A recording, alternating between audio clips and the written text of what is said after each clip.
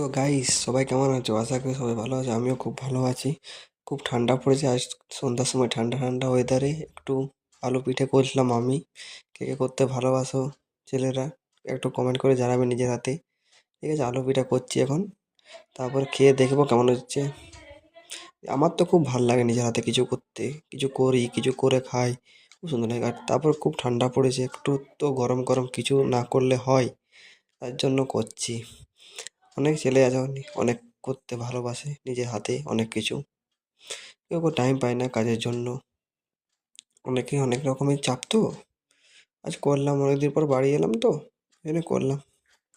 দেখি কি এরকম লাগে খেতে করে। দেখো হয়ে গেছে পিঠেগুলো, আলুর পিঠেগুলো কত সুন্দর লাগছে দেখতে। খেয়ে পরে দেখতে হবে কীরকম টেস্ট হয়েছে।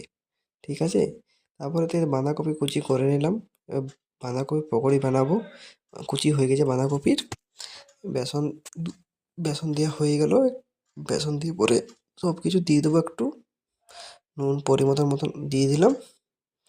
দিয়ে পরে একটু মিক্স করে নেবো। মিক্স করার পরে দেখবো কীরকম লাগছে এটা।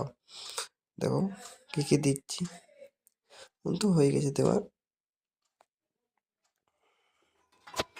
এবার পকোড়ি করে করবো, দেখি কীরকম লাগছে। এই তো ছেড়ে দিয়েছি পকোড়ি করতে, দেখা যাক পকোড়ি করবো কীরকম লাগে। সন্ধ্যার সময় চা দিয়ে পরে ঠান্ডা ঠান্ডা, কেউ চা ভালোবাসে খেতে, কেউ কফি ভালোবাসে, কিন্তু পকোড়ি দিয়ে পরে চা আমার তো খুব পছন্দের।